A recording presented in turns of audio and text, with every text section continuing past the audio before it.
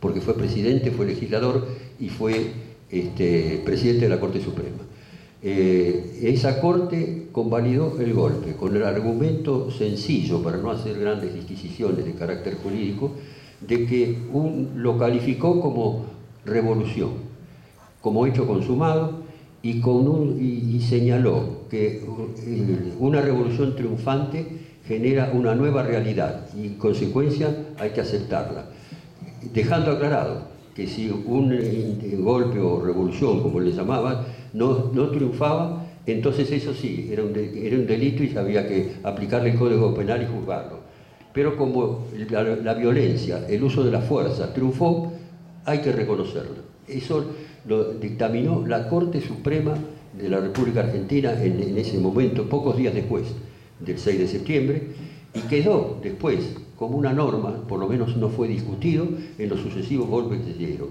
Y todos esos golpes posteriores tuvieron los mismos ingredientes de factores económicos, políticos y de intereses determinados en la misma relación. Todos fueron dados por la conjunción de grupos fundamentalistas, religiosos, antidemocráticos, de grupos nacionalistas de derecha, de corte fascista o nazifascista, y de sectores de pensamiento de derecha pero liberal, donde prevalece una idea de un individualismo total y en consecuencia se oponen a toda posibilidad de que se organicen los pueblos y que se emprendan grandes empresas de carácter democrático y colectivo.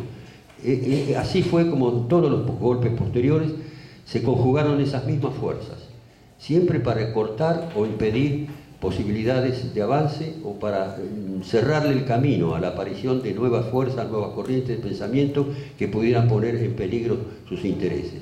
Toda esa experiencia que siempre los golpes trajeron represión y atraso, nos demuestran cómo la violencia, que a veces se la quiere caracterizar como que es generalizada en la sociedad, que hay violencia de arriba, violencia de abajo, y esto no es algo que pueda compararse.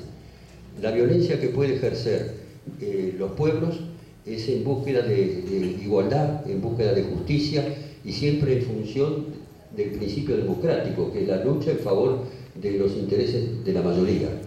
Y en cambio, la violencia ejercida desde arriba y desde el poder por estos sectores retrógrados siempre ha habido acompañada de una extrema violencia, de una extrema crueldad, de una gran soberbia y de una... Porque esos sectores históricamente siempre han tenido la sensación clara, que en verdad los hechos posteriores lo demostraron, que cuenta con impunidad.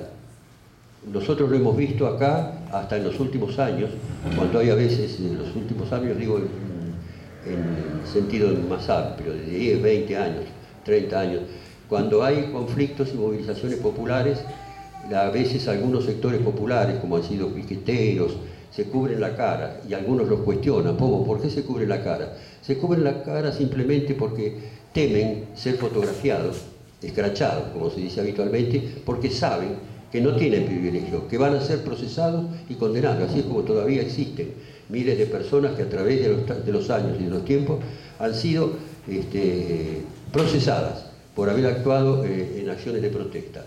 En cambio, cuando los que se movilizan son los sectores del poder económico, lo vimos muy claramente en el año 2008, cuando sufrimos un lockout patronal de los dueños de la tierra, no la gente del campo, los dueños de la tierra, los terratenientes, que se mostraban la cara descubierta, con aparente gran valentía, osadía y prepotencia y soberbia, porque siempre saben que estando en poder de ellos, el poder económico, gozan de impunidad.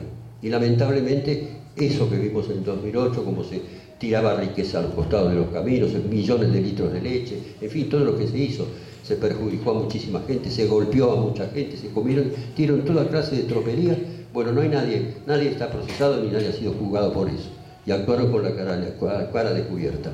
Y entonces algunos le reprochan a modestos trabajadores desocupados que a veces salieron a la calle a protestar, sobre todo en los años 2001, 2002, como todos recordarán, cuando colapsó todo el modelo neoliberal que soportó el país durante un montón de años. Claro, se cubre la cara, tienen que cubrirse la cara, porque saben que ellos pueden ir a la cárcel, nosotros no.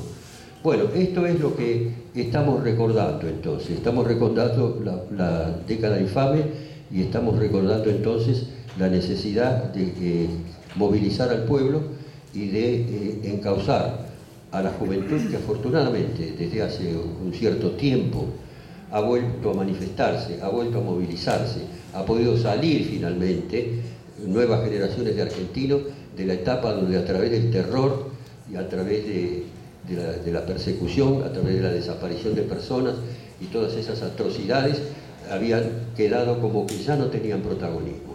Hoy los jóvenes empiezan a actuar, lo notamos claramente en un organismo de derechos humanos como es la Asamblea, que va a cumplir 37 años, porque se fundó en 1975. Tuvimos un tiempo que nos conocíamos todos, parecía que éramos siempre los mismos. Ahora se está incorporando mucha gente joven. Eso para nosotros es muy reconfortante. Estamos viviendo tiempos de cambio, tiempos de progreso y avance social. Quizás a veces no lo medimos en su real magnitud.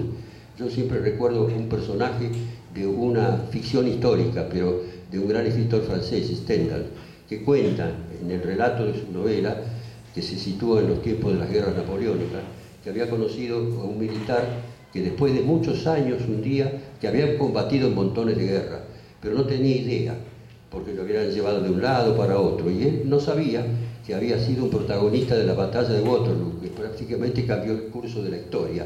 No lo sabía. A veces pienso que nosotros podemos estar confundidos.